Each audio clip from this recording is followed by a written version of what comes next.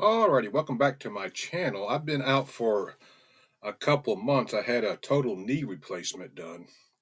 So I'm back up and good to go.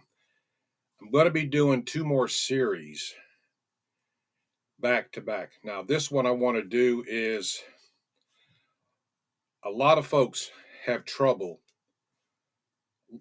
trying to write a paper or to study outside just reading the Bible. So I'm starting a new project. And what I'm going to do, I'm going to have you come along with me. It's very informal, just show you the different techniques that I use. So when I write a paper, or if I want to give a speech, or if I want to do a Bible study, or anything else, I will show you some techniques that I use, and it may take 5 or 6 episodes to complete it. Now, this one is going to be about sexuality coming out of the pulpit, and a lot of what's happening now. A lot of churches are having to make some hard decisions because of the LGBTQ movement in the church. The agenda has gotten horrible. You have a lot of women pastors now. You have problems where now pastors are changing from he to she. You're bringing in Mother God. You're changing Jesus to something else. You got Sophia, which has been around for a long time. Uh, you also have a lot of pastors now saying there's more than one way to heaven. Jesus is the only way. So basically, what I'm going to discuss is what are authorized sexual relationships. It'll be short and brief. It's just a study that I would do. I'm just taking on a journey to show you the different resources. It may be concordances, words, and names and places have a significant meaning when it comes to understanding scripture. The other thing is, I have an app from the King James on my computer. I'll put in a word. Uh, Two of the ones that I used were two words, come up with 129 verses.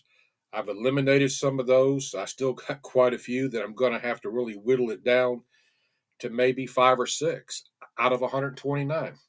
The important thing is when you do this study, you have to go above and below that scripture to put it in context. I really don't like using just one scriptures to make a point because you can take anything out of context and you can make anything you want legal by twisting the scriptures. I try to take that away. The other thing is Google searches. I got something that's on uh, false teachers, pastors, whatever you want to call it. Quite a few pages. It is not my writing. It's just studying what somebody else has written. Very excellent. And I'm going to read all of it and take you with me on this journey. There are different many aspects to doing a study. This is something that people have a hard time with. People are just usually reading through the Bible quick once a year. You don't get anything out of it because you're reading so fast. The key thing is take some of your favorite scriptures and try the concordances to look at what names and places what they mean. It'll there's also something else I use quite a bit. I use a Greek to English for the New Testament. Uh, it's like reading backwards English, but it does bring things into context from an actual translation. I also do the same with the Old Testament. I will read Hebrew into English, and I use those in certain parts of my study to get a different context. Now, the problem you get with other versions of the Bible, I'm a King James guy, always will be. Now, I do read other versions sometimes to look at stuff, but if I ever teach or speak publicly, I'm going to use King James. The problem with the NIV, there are 16 verses that are missing out of that text from the King James. And they leave some important stuff out, and word changes are horrible in some of it. But you have to choose a version that you're happy with and stay with it. I'm just telling you where I come from.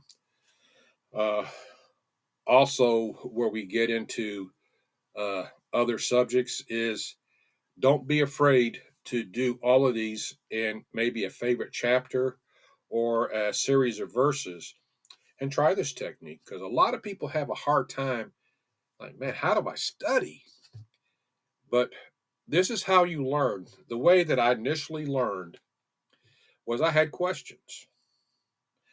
And this is when I got back into the faith. I was a nobody. I sat down and I wanted to do something on mother, father, sister, son, brother, all that.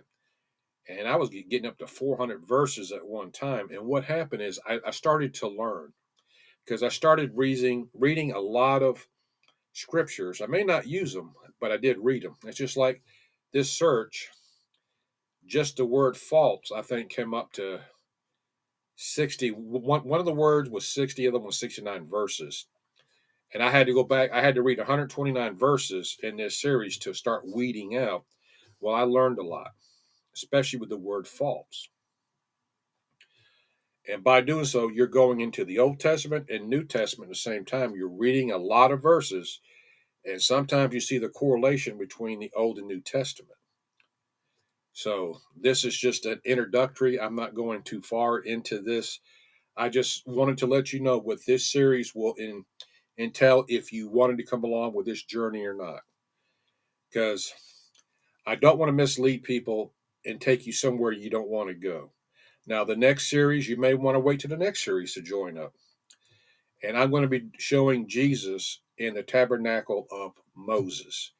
We're going to see what all that means because when Jesus said, I am the way, the truth, and the life, that actually refers back to the tabernacle of Moses. Very, very important stuff. You see Jesus all in that. So this was a very short segment. I'm not going to take much of your time. The next, when I do part one, we will get into probably scriptures and we're going to go through the scriptures that I'm just going to take you on a journey with me, how I write stuff. So all the other series, if you heard any of those, this is how I had to do it. Some of it is going to be scriptures. Other parts of it's going to be in my own words. And I'm not afraid to use somebody else's work. I don't claim it. None of the stuff that I will ever do will ever have my name attached to it because not everything is my material. But I don't claim for to because what I do, I want everybody else to take it and use it and share it and take it and twist it to where you need to use it to where you may want to go deeper or you may want to go lighter or stay the same. But everything is for the glory of God. So I'm going to say I'll see you in part one, and this will deal with sexuality coming out of the pulpit because this has really destroyed our churches and it's nothing bad, and we're not going to get into something that kids can't hear either. So I'll see you in part one. Have a good evening. Goodbye.